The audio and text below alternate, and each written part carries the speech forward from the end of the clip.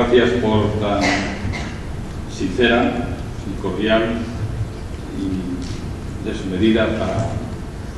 lo que la moción puede soportar presentación, de que yo también guardo un aprecio y un recuerdo inigualable. Muchas gracias. Buenas tardes, queridos caspolinos, padres, estudiantes, amigos, autoridades municipales, autoridad comarcal, miembros del Centro de Estudios, y buenas tardes también para ti, querido Miguel Agustín, donde quiera que te encuentres fabulando. Miguel Agustín Príncipe y Vidaur se llamó a sí mismo, entre otros seudónimos, Don Yogo, mientras que, por otro lado, en los cenáculos literarios y no literarios que frecuentaba, era conocido y tenido por pobre y desdichado, dualidad contradictoria que él mismo gustaba cultivar. Es verdad que a menudo gozó de más éxito que de una desahogada situación personal y familiar. Conocidos son los pasajes sobre sus estudios en Zaragoza, admitido gratis de pobre, gratis San Juan Pauper, pero por otro lado, cuando estrenó su primer drama en verso, Cerdán Justicia de Aragón, y también El Conde Don Julián, en 1978, obtuvo un éxito clamoroso y fue coronado como gran dramaturgo y poeta. Triunfaba como escritor, pero su economía era menguada sin que por ello se viese alterado su porte. No penséis que será un desarrapado como Esopo en su aspecto, si es que el cuadro que retrata del fabulista Eleno Velázquez se corresponde realmente con figura alguna, por ser de dudosa existencia, por más que Príncipe, en la introducción a sus fábulas, así lo crea y expresa. Príncipe, como buen polígrafo, abordaba diversos aspectos de temas que le iban interesando por su formación universitaria y también por la inquietud lógica del periodismo ejerciente. Entre los temas que indagó fue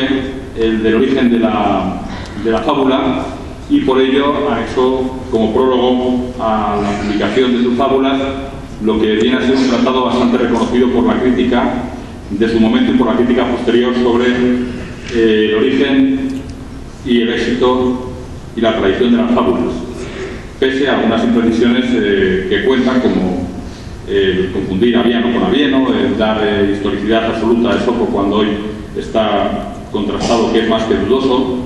y así está certificado por la moderna filología, de manera que no solamente en este aspecto, sino en otros muchos destacará Príncipe y podrá medirse además con los grandes en algunas de sus obras, como es el caso de las fábulas, que gozan y gozaron de gran predicamento y belleza. En lo físico, Miguel Agustín era enjuto, peinado al gusto y barbado al gusto romántico. Así aparece el literato caspolino en todos sus retratos conocidos, incluido el excelente que ilustra el programa de mano y que tenemos proyectado detrás de nosotros para presidir este acto que aquí nos ha congregado, obra del ilustre aragonés Luis Grañena, que se inspira en el otro que también está ahí en el frente, que es de los más conocidos del autor. De hecho, en su época, siguiendo una costumbre establecida de aquellos poetas y literatos famosos, pues se repartían con algunas de sus entregas la postal o en este caso la ilustración en formato postal del literato, en este caso de Miguel Agustín. Esta figura aparece también retratada en las historicistas y románticas pinturas del grupo, en las que figura como uno más en palacios y salones románticos del Madrid entonces, en los que recaló Príncipe de la mano de quien debió de ser su protector, Javier de Quinto, también un afamado caspolino, aunque lo era por su mejor posición y eso sí también por su peor condición, pues correrías de andanzas en nada correspondían con lo que Príncipe y sus apólogos predicaba moralmente. Javier de Quinto fue destacada figura en la corte de Isabel II, figura tras ella que encabezaba la lista de suscriptores, como uno de los suscriptores de las obras de Príncipe, en concreto de las fábulas. fábulas en las que, por cierto, además del suscriptor Javier de Quinto, solamente figuraba un solo caspolino, que era el bibliotecario. Esto se ha visto después compensado pues, por el éxito posterior que ha tenido Príncipe, y muestra de ello el acto que nos congrega. Tampoco coincidía con Javier de Quinto en su afinidad al bando de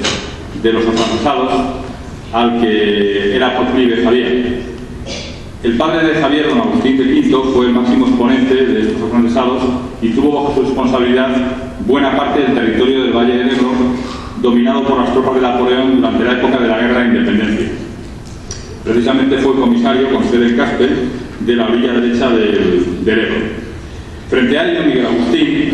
en su obra y su talante de vida, siempre fue muy crítico con la dominación francesa y con la colonización de España por los franceses. Algo tan en boga y tan defendido por algunos a lo largo del XIX, y que posiblemente hubiese cambiado el curso de la historia. Pero literatura y supervivencia hacen de lo imposible posible y de la necesidad virtud. Yo haré también de la necesidad virtud, y habiéndome correspondido el honor de preceder en un recital poético y musical de las fábulas de Miguel Agustín Príncipe, procuraré ser breve para que sean sus fábulas las que directamente recitadas o musicadas hablen en este acto convocado por el excelentísimo Ayuntamiento de Caspe, presidido por don Florencio Repollesa. Dejo un momento a Príncipe en su corazón opuesto al francés y sus necesidades vitales y literarias cubiertas en un Madrid afrancesado y romántico. Cuando me llegó la propuesta a Madrid para esta celebración desde el Ayuntamiento y también a través del Centro de Estudios Comarcales de Bajo Aragón, de dictar, como antaño se decía, una conferencia sobre el Príncipe con motivo del bicentenario de su nacimiento, me sentí agradecido por haber pensado en mí para tamaña empresa, más que habiendo grandes especialistas sobre él en este pueblo, además. Casualmente. No pude, no obstante, más que aceptar al saber que provenía del Ayuntamiento y que estaba la presidenta también del grupo, del antes Grupo Cultural Caspolino, del grupo de estudios, en el encargo.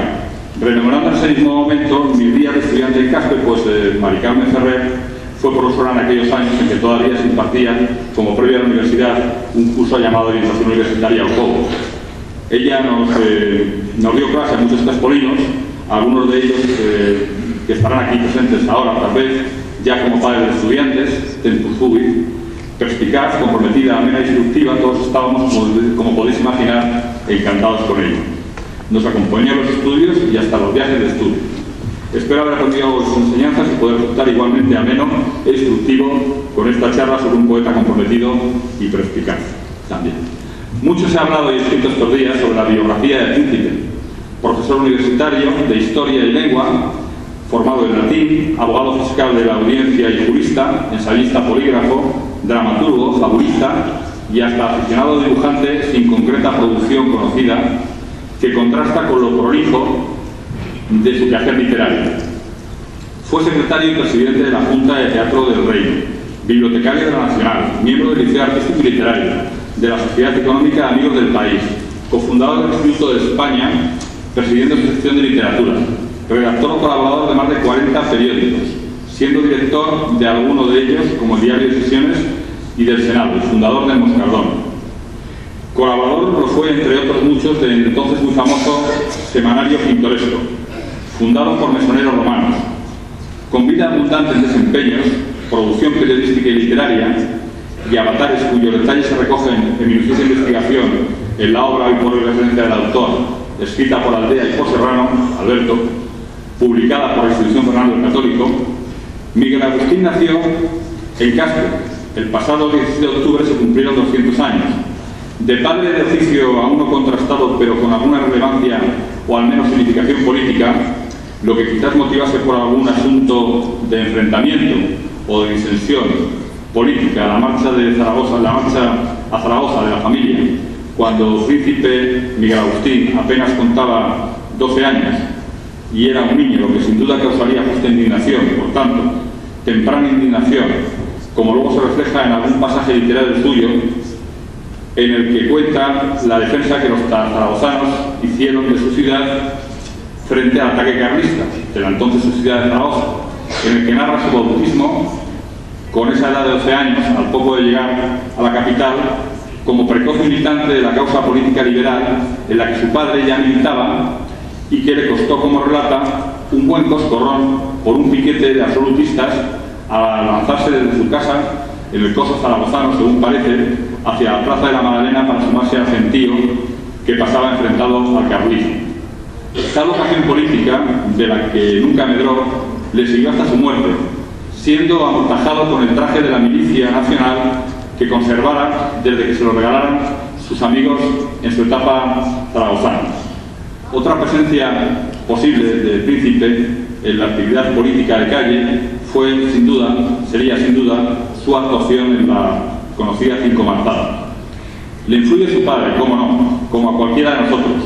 aunque venga a decir en algún momento que la militancia de su padre era tibia, o al menos no suficientemente comprometida. Por parte de madre, al parecer, la ascendencia era francesa. De ser efectivamente así, ello no le impidió su militancia liberal, antifrancesa, como he dicho, pero como la herencia materna a todos marca para bien, tuvo un gusto refinado, casi a lo francés, diríamos, en el que debió converger también el trato con los literatos y con las gentes de mayor rango y cuna que el propio Príncipe y que eran los que frecuentaba en Madrid. Príncipe, pese a tanta actividad de producción, siempre anduvo en el filo de la necesidad. Su extracción modesta y su honradez nunca le permitió en economía alcanzar un desahogo como el de sus coetáneos románticos, pero sí les igualó a menudo en éxito y reconocimiento y con alguna frecuencia en calidad literaria, aunque por la abundante de su producción la calidad es muy desigual.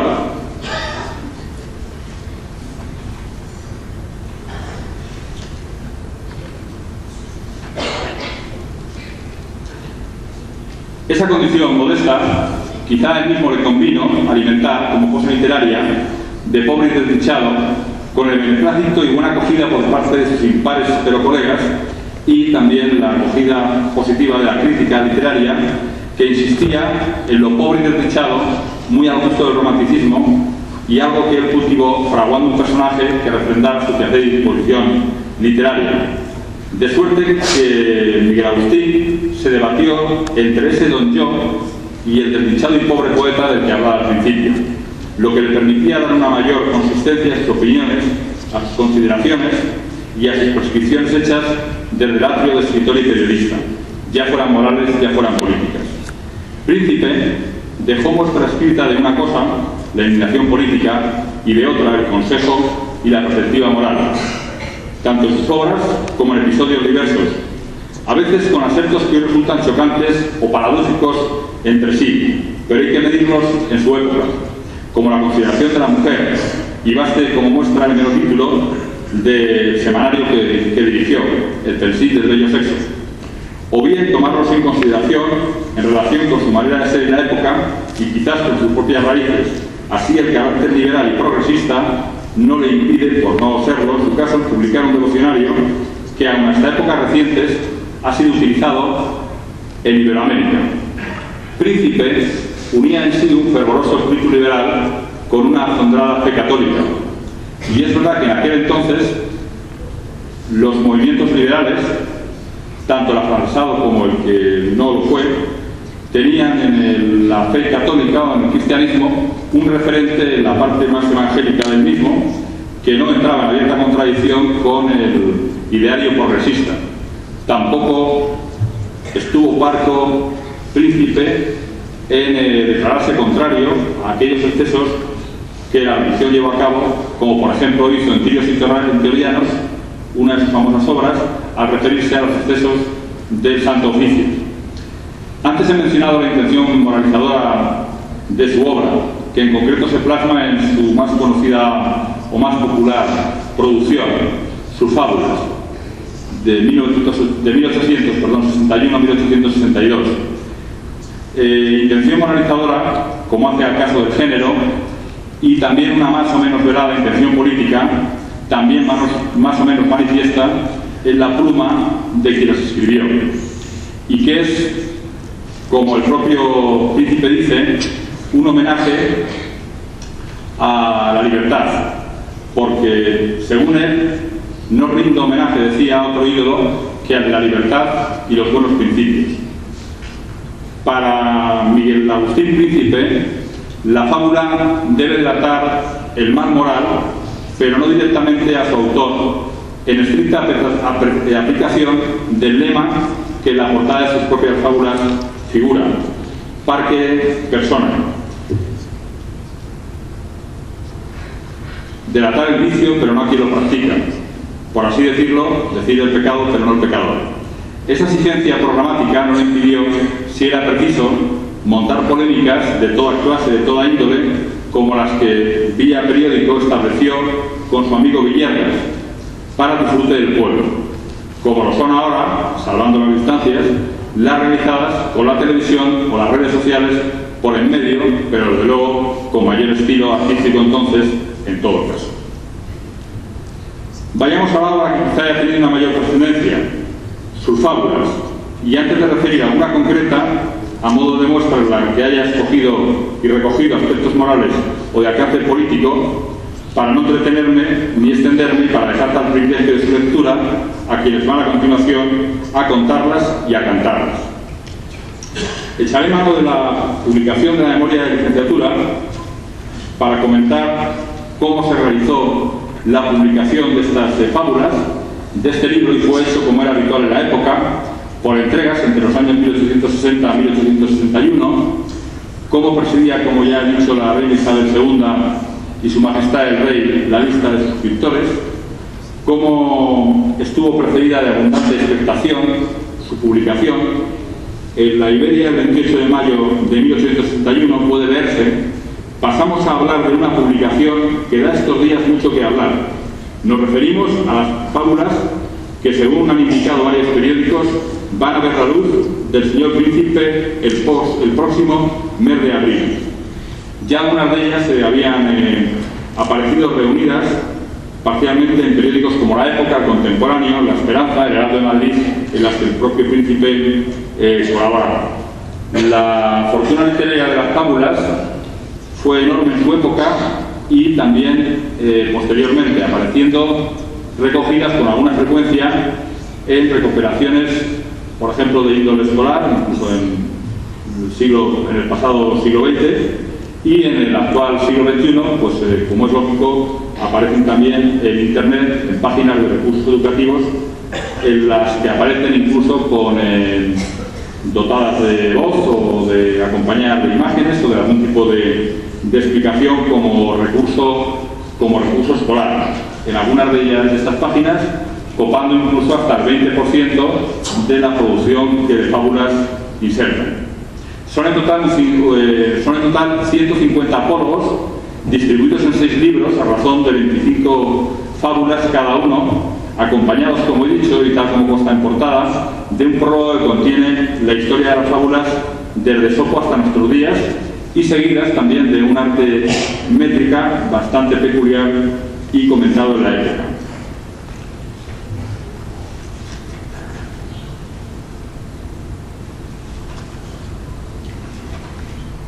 Ciertamente, en la memoria, en esta que he consultado, recogía la influencia del arte literario de Príncipe en comparación con el de Ferro. Es verdad que las fábulas son de lo mejor que tiene Príncipe, pero realmente la elevación no es tanta como la del fabulista latino. Las hay mejores y peores en su producción. Quizá el glosar todas como excelsas, pues incluyó El amor por mi patria chica, y también el que me tocó hacer la tesis en plena fiesta de agosto, con un ánimo muy elevado, propio de la celebración, que me hacía muy proclive a las fábulas y al propio Príncipe, con el tono de euforia que las señaladas fechas tiene en nuestra ciudad. Que, por cierto, propondría hacer recordar y recobrar algún tipo de concurso o de certamen o lance poético en homenaje al Príncipe en el marco de estas celebraciones, pues en las próximas fiestas de agosto. Voy a repasar a continuación, y para ir finalizando y dar paso a los alumnos que han venido a interpretar, a leer las fábulas y a la coral Caspolina, la selección de algún que otro tema de orden moral y de orden político que inicialmente aparecen en las fábulas, digo inicialmente porque no me voy a detener en extenso en ellas. Efectivamente, desde Fedro, la fábula es instrumento de crítica social, también consejo y consejera de la vida. En el orden moral, Príncipe utilizó las fábulas para criticar la moral hipócrita. Él defendió, como antes he comentado, la moral cristiana, la moral católica, en fábulas como Blanco y Negro, y en dedicatorias como la que figura en La parra y su dueño, figura el lema que preside la moral de las fábulas de Príncipe, que es que sin belleza moral no hay poesía. El Príncipe tradicional, que no tradicionalista, se abre paso en una moral que, como buen jurista, vincula a la ley. La moral normada es la ley para él, y así lo entendía Príncipe. Llega a decir, las leyes son los caminos por los que debe circular la libertad. En la locomotora del tren afirma que bella es la libertad, santo es el progreso, y si no, el tren de la libertad descarrilaría. No obstante, es en sus poesías serias donde profundiza en sus críticas al derecho positivo, opuesto totalmente es Príncipe a la pena de muerte, la denomina ley de la infamia, y también a la corrupción judicial existente entonces. En Tirios y Troyanos hace un verdadero tratado jurídico. Ya he comentado que se trata de un polígrafo que trata temas diversos relacionados con su formación y como su quehacer como periodista, y aquí pues abunda en la defensa entonces propia de los liberales de lo que había supuesto la Constitución del 12, de la cual, por cierto, también el próximo año es el bicentenario. Constituye realmente un tratado jurídico respecto a esta Constitución y a la defensa de la misma, lo cual pues sería tema a suscitar para quien con formación técnica y jurídica pudiese o quisiese abordar este tema, como otros muchos de los que trata Príncipe de diversos sectores, como el tema de la música o el tema de la métrica, etc. En fin, Príncipe es amante de toda libertad y sobre todo de la libertad que le da la palabra. Por eso arremete contra aquellos que tratan de censurarla, de cortarla. En una de sus fábulas, El perro en el teatro, en la que afirma de los censores que el tímpano taladran con los ladridos de su pobre ingenio. Vemos como sus fábulas son de una clase moral, pero no como mero juego didáctico. Tienen el trasfondo que supone que la poesía tiene para Príncipe. La poesía para él ha de ser denuncia de la opresión. Y como buen indignado romántico, añade, la poesía tiene que consolar al mortal que triste gime. Seguramente, como dice Comín y Gargallo, Príncipe fue un hombre excepcionalmente bueno. Un hombre bueno pero indignado contra la falta de justicia, contra la corrupción, contra el prejuicio de la pretendida natural desigualdad, idea esta que aparece en su conocida fábula La mano derecha a la mano izquierda, cuando afirma: mi actitud, dijo a la izquierda, siempre la tuya ha igualado, pero a ti te han educado y a mí me han criado leer. También, siguiendo con la indignación, en fábulas como La cocinera, el autor se pregunta por qué es posible que un ministerio responsable tenga, sin embargo, una administración incompetente, y al revés, porque no es posible que la tenga competente un ministro que lo es. Critica la mala economía de un país, cosa muy en boga actualmente en la fábula de las economías. Afirma que es un error llegar a afiliarse a un partido y seguir ciegamente a un jefe, porque la mayoría de las veces el dirigente se salva, pero el rebaño perece. En el macho cabrío las cabras. Defiende la neutralidad política en teoría, pero augura que en la práctica surgen los grandes inconvenientes como lo hace la Guerra de las Jeringas, acusando la injusticia social en otras fábulas, La yegua y el asno, en la que dice que cuanto más trabajan, cobran menos sueldo, cosa que no solo sabemos los trabajadores públicos, sino en estos tiempos en general todo el mundo. Combatió contra las injusticias, apostó por la democracia, por el aragonesismo de su apasionamiento por España, dudó a veces de la monarquía, la tuvo como mal menor. En todo caso, lo que siempre defendió fue el conocimiento. Afirmaba Príncipe: venciendo la ignorancia se vence el despotismo. ¿Dónde, si no en la ignorancia, debemos buscar el origen de todas nuestras desventuras? O lo que es lo mismo, hacen su contrario. Aplíquense los que aquí han venido a oír de mi boca estas consideraciones, que lo son realmente de Príncipe, y traten como él de dar lo mejor de sí mismo, aunque alguna vez, como también le pasó a Príncipe, no lo consigan y piensen que no han alcanzado el objetivo que con su quehacer pretendían. Tengan siempre presente que el malhechor siempre recibe castigo, porque, como dice en su fábula de Pelotazo, el mal es pelota contra el mismo que la bota. Esta canción, esta copla, me comentaba en Madrid una persona con la que contacté a través de internet, que la había ido contar y transmitir en su niñez cuando él jugaba en la pelota en Madrid, cuando todavía se podía jugar a la pelota en Madrid. Y comentaba que la había oído recitar siempre que estaba jugando con los amigos a la pelota, íntegra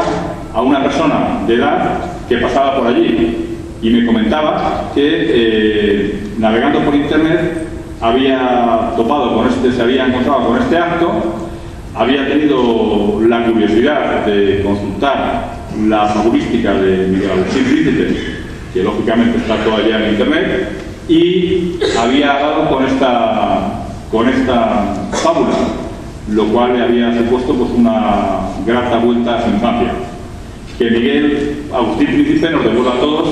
si no a nuestra infancia, por lo menos a un espíritu y a un ánimo luchador, emprendedor y también con valor moral y con algo de indignación en los tiempos que corren, que es muy necesario. Gracias por vuestra atención.